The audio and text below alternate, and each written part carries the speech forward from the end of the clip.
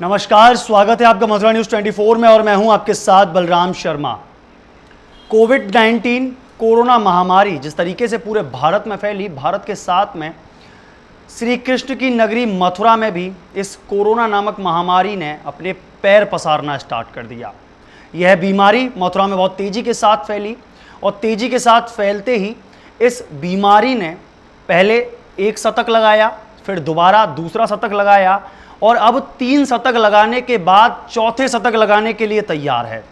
जी हाँ, इस बीमारी का 3 शतक तो अभी कंप्लीट हो चुका है, लेकिन शायद चौथे शतक लगाने में भी यह पीछे नहीं हट रही है। लगातार कोरोना का बम मथुरा में लगातार फूटता जा रहा है। आए दिन 10, 15, 8 लगातार केसेस सामने आ रहे हैं।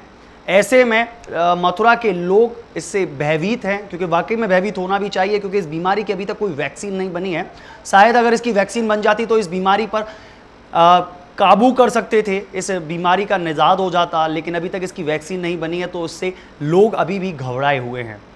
ऐसे में हमारे साथ इस चर्चा करेंगे अभी कितने बीमार अभी पॉजिटिव लोग अभी मथुरा ज़िले में हैं, कितने ठीक हो चुके हैं और कितनों की मृत्यु हो चुकी है। इस सब चर्चाओं को लेकर हमारे साथ हमारे मथुरा के संवाददाता मनीष चौधरी जी हमारे साथ जुड़ चुके हैं। मनीष जी, क्या है मथुरा की स्थिति, किस तरीके से कोरोना बम किस तरीके से असर कर रहा है मथुरा में? मैं आपको बता दूं बलराम जी, मथुरा में दिन प्रतिदिन लगातार कोरोना के मरीज हैं, उनकी संख्या बढ़ती जा रही है। पिछले अगर 8 दिन की बात करें तो लगातार 8 से 10 मरीज प्रतिदिन नए निकल कर आते हैं। इसी के साथ ही जो मथुरा के अधिकारी हैं वो भी इसकी चपेट में लगातार आते जा रहे हैं।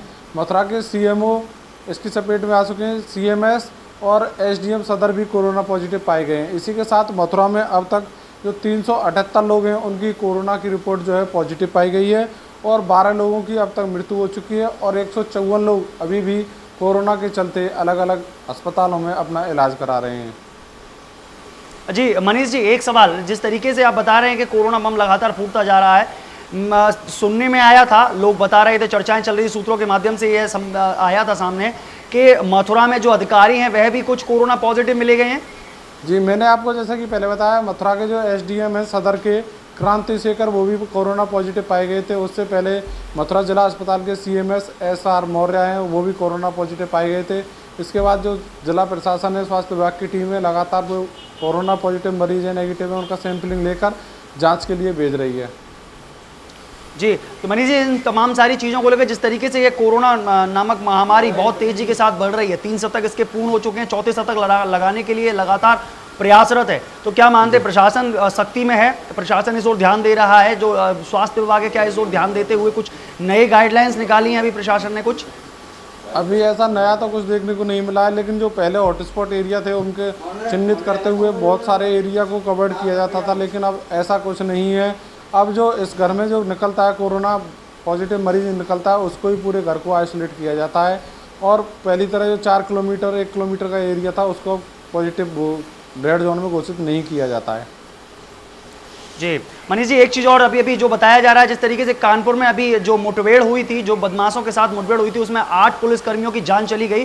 क्या उसमें कोई मथुरा का व्यक्ति भी था? जिस तरीके से सूत्र मिल रहे हैं कि मथुरा का रहने वाला कोई कांस्टेबल था उसमें। जी, आपको बता दूं, कानपुर में विकास दुबे नाम का एक एसटीसी चल रहा है, उसे पुलिस काफ़ी लंबे समय से पकड़ने का प्रयास कर रही थी। बीती रात पुलिस पूरी सीओ एसओ पूरी टीम उसको पकड़ने के लिए गई। उस बात की जो बदमाश है उसको भनक लग गई और उसने पुलिस पर ताबड़तोड़ गोलियां चला दी, जिसमें सीओ सहित 8 पुलिसकर्मी वहीं ऑन स्पॉट उनकी मौत हो गई और इसमें एक मथुरा का कांस्टेबल जितेंद्र भी शामिल था। जी बहुत बहुत धन्यवाद। तो इस तरीके से हमारे साथ रहे हमारे मथुरा के संवाददाता मनीष चौधरी जी, जानकारियां दी और सबसे बड़ी बात कि यह कोरोना नामक महामारी वाकई में बहुत तेज़ी के साथ मथुरा जिले में फैल रही है। इससे सब मथुरा वासियों को और वृंदावन वासियों को बचकर रहना है, क्योंकि यह बीमारी जिस तेज़ी के साथ फैल रही है उस पर अंकुश लगाना है, इस चेन को तोड़ना है। ना करे कि यह जो 3 शतक लग चुके हैं इसके बाद शायद यह चौथा शतक लगाने में कामयाब ना हो सके, यह हम सब लोगों को प्रयास करने चाहिए। तो इसी के साथ अब बात कर लेते हैं अलीगढ़ की। अलीगढ़ से हमारे साथ हमारे जो संवाददाता हैं विकास पांचाल जी हमारे साथ जुड़ चुके हैं। विकास जी, क्या स्थिति है इस वक्त अलीगढ़ की और अलीगढ़ में कितनी तेजी के साथ यह कोरोना वायरस फैल रहा है और अभी आंकड़ा कितना पहुंच चुका है? जी मैं सर आपको बता दूं कि अलीगढ़ में जिस तरीके से कोरोना की स्थिति है वह बहुत ही ज़्यादा तेज़ी के साथ बढ़ रही है। अलीगढ़ में इस समय लगभग 554 कोरोना संक्रमित मरीज हैं, जिसमें करीब 329 लोग ठीक हो चुके हैं और 200 एक्टिव केसेस हैं जो अलीगढ़ में हैं और 24 लोगों की मृत्यु हो चुकी है। और कहीं ना कहीं मैं आपको बताऊं कि कल 17 संक्रमितों में जो है कि अलीगढ़ में दवा कारोबारी के साथ साथ बीजेपी के पूर्व मंत्री के घर में भी कोरोना ने दस्तक दी है। और उसके बाद कहीं ना कहीं इस कोरोना ने तेज़ी के साथ पैर पसारे और 5 कैदियों को भी संक्रमण की जद में लिया है। प्रशासन ने हर तरीके की कोशिश की है, लेकिन लोग अब सामाजिक दूरी का पालन नहीं कर रहे हैं और इस कारण कहीं ना कहीं लगातार अलीगढ़ में दिन प्रतिदिन कभी 17, कभी 30, कभी 32, कभी 20 इस तरीके के केस निकलकर आज आंकड़ा 554 पर पहुंचा। अब विकास जी, एक चीज़, जिस तरीके से यह है जो अनलॉक 1 प्रारंभ किया गया, क्या इस अनलॉक 1 को अगर मद्देनज़र देखा जाए तो जिस तरीके से पहले अगर हम अलीगढ़ की जब फोनो लेते थे, आपसे चर्चाएं करते थे, तो पता चलता था कि 2 पॉजिटिव निकले हैं, 4 पॉजिटिव निकले हैं, लेकिन जिस तरीके से आप अभी बता रहे हैं कि लगातार एक बार में 10, 12, 17, 18 एक लगातार निकल रहे हैं और बहुत बड़ी बड़ी खेप में निकल रहे हैं पूरी तरीके से, तो क्या माना जा सकता है कि इस अनलॉक 1 से नुकसान हुआ है, इससे लोग संक्रमित बहुत ज़्यादा तेज़ी के साथ हो रहे हैं? जी, जिस तरीके से अनलॉक 1 और 2 के बाद लगातार कोरोना मरीजों की संख्या में इजाफा, कह सकते हैं कि जिस समय शहर के अंदर 10 मरीज थे तब पूरी तरीके से लॉक था और आज 554 मरीज हैं तो पूरा शहर खुला हुआ है। और कहीं ना कहीं अब जो मरीज जो निकल रहे हैं वो कहीं ना कहीं एक साथ इकट्ठी खेप में निकल रहे हैं। अभी परसों ही लगभग 32 मरीजों का एक बड़ा आंकड़ा अलीगढ़ शहर में निकला, जिससे स्वास्थ्य विभाग में हड़कंप मच गया और कहीं ना कहीं एक साथ एक परिवार ही संक्रमित होते जाए। कहीं ना कहीं कम्युनिटी सेंटर भी अब ये कोरोना ने दस्तक दे दिया। क्या प्रशासन बिल्कुल सजग नहीं है? क्या प्रशासन ध्यान नहीं दे पा रहा है? जिस तेज़ी से ये कोरोना के जो केसेस बढ़ रहे हैं, 500 क्रॉस कर चुका है, 5 बार शतक लगा लिए हैं उसने, तो क्या अभी भी कोई जागा नहीं है? प्रशासन सख्ती नहीं बरत रहा है कुछ भी? मैं आपको बता दूं कि प्रशासन की तरफ से अभी तक कुछ भी ऐसा नहीं है कि कोई ऐसा नियम बनाया गया हो कि लोग इस तरीके के पालन करें। बाजार खोल रहे हैं, प्रतिदिन की तरह लोग भीड़ हो रही है, जहां भी जाएं वहीं सोशल और सामाजिक दूरियों की धज्जियां उड़ाई जा रही हैं। कहीं भी किसी भी तरीके का सोशल डिस्टेंसिंग नहीं है। प्रशासन बार बार अपील करता है कि घरों से कम निकलें और ज़रूरत हो तभी निकलें और सोशल डिस्टेंसिंग का पालन करें, लेकिन ऐसा कहीं भी आपको पूरे अलीगढ़ में देखने को नहीं मिलेगा। जहाँ तक कि आप देखेंगे तो खुद ही प्रशासन के कार्यालयों में भी काफ़ी भीड़ मिलेगी। जी विकास जी, एक चीज़ और, जिस तरीके से ये कोरोना काल के चलते हुए आज पुलिस प्रशासन, आज अलीगढ़ पुलिस प्रशासन को एक बड़ी सफलता हाथ लगी है। जिस तरीके से उन्होंने एक 50,000 के नामचीन बदमाश का एनकाउंटर किया है, क्या है पूरा मामला? जी, मैं आपको बता दूं कि कल जो है करीब रात्रि के बाद करीब 1 बजे मुखबिरों की सूचना पर पता लगा था कि फरीदाबाद का इनामी बदमाश लुटेरे जो है वो कहीं ना कहीं टप्पल के पास एक गांव है सरपंच, उस गांव में लूट की योजना बना रहे हैं। मुखबिर की सूचना पर जब ये सूचना मिली तो नोएडा एसटीएफ की टीम ने अलीगढ़ की टप्पल की टीम को सूचना दी। इस पर नोएडा एसटीएफ की टीम और टप्पल पुलिस ने एक साथ बदमाशों के साथ मुठभेड़ हुई, जिसमें फरीदाबाद के बबलू जो है उसको गोली लगी सिर में, जिसके कारण उसको तुरंत सीएससी टप्पल में लाया गया और जहां पर उसको अलीगढ़ जिला अस्पताल में रेफ़र करा गया। यहाँ पर लाते लाते उसकी मृत्यु हो गई थी। उसके बाद कह सकते हैं कि अंधेरे का फ़ायदा उठाते उसके साथ कुछ और भी साथी थे जो भाग गए। आपको बता दूं कि इसका हिस्ट्री है वो काफ़ी बड़ी है। बताते हैं 2019 में रेप और लूट की कई घटनाओं के साथ लगभग 1 दर्जन केस इस बदमाश पर थे और यूपी पुलिस द्वारा इस पर लगभग 50,000 रुपये का इनाम था और 8,000 रुपये का इनाम फरीदाबाद पुलिस की तरफ से था। तो ये बुलंदशहर, नोएडा, अलीगढ़ के आसपास क्षेत्रों में इसने अपनी इतनी दहशत फैला रखी थी लूट के लिए, जिसको आज एक बड़ी कामयाबी मिली है। अलीगढ़ पुलिस ने इस बदमाश को ढेर कर दिया। जी, बहुत बहुत धन्यवाद। तो इस तरीके से हमारे साथ रहे विकास पांचाल और चलते चलते पूरे अलीगढ़ की पुलिस फोर्स को मेरी तरफ से और मथुरा न्यूज़ 24 की तरफ से बहुत बहुत बधाई। वाकई में एक सराहनीय कार्य पुलिस द्वारा, जिस तरीके से एक इनामी बदमाश जो कि काफ़ी लंबे समय से फरार चल रहा था उसका एनकाउंटर हुआ और उसकी मृत्यु हो गई, लेकिन फिर भी पुलिस ने सजगता के साथ एक और अपराधी का सफाया कर दिया। तो अभी तक हमारे साथ हमारे अलीगढ़ के संवाददाता विकास पांचाल जी जुड़े हुए थे। अब रुख कर लेते हैं भरतपुर की ओर। तो भरतपुर से हमारे साथ हमारे जो भरतपुर के संवाददाता हैं अनिल जी हमारे साथ जुड़ चुके हैं।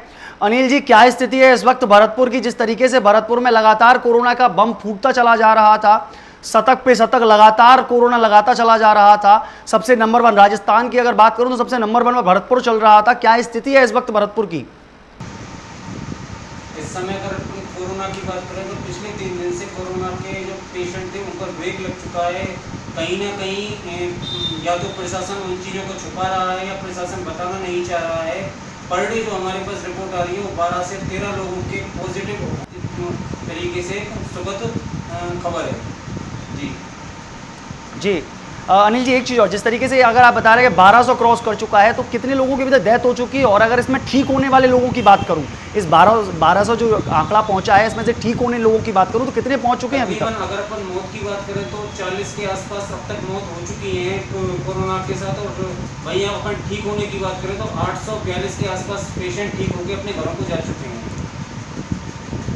तो क्या प्रशासन अब इस आंकड़े को देखते हुए सजग नहीं हो पा रहा है? प्रशासन कुछ सख्तियां नहीं बरत रहा है जिले में, जिस तरीके से ये बीमारी एकदम से तेजी के साथ फैल रही है, इसको लेकर? प्रशासन ने जो हमारी अंतर्राज्यीय सीमा है जो मथुरा से, आगरा से या यूपी के अन्य जिलों से लगती है, सिर्फ उन पर इस समय मुस्तैदी बढ़ाई हुई है। वहाँ पर जो भी आ जा रहे हैं उनकी स्क्रीनिंग के लिए वहाँ पर व्यवस्थाएं की गई हैं।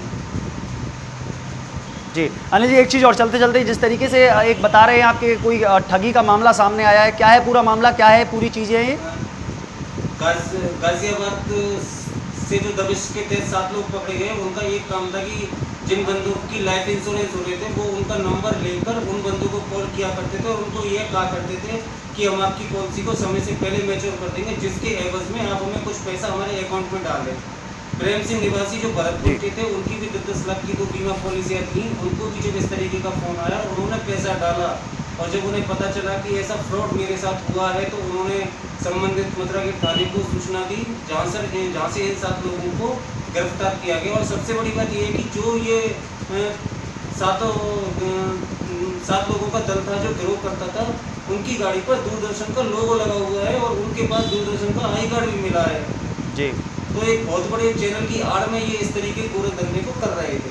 जी बहुत बहुत धन्यवाद। तो इस तरीके से हमारे साथ रहे हमारे भरतपुर के संवाददाता अनिल जी, तमाम सारी जानकारियां दी और बताया कि जिस तरीके से प्रशासन अपनी शायद खामियों को छुपाने के लिए सच को बाहर नहीं लाना चाह रहा है।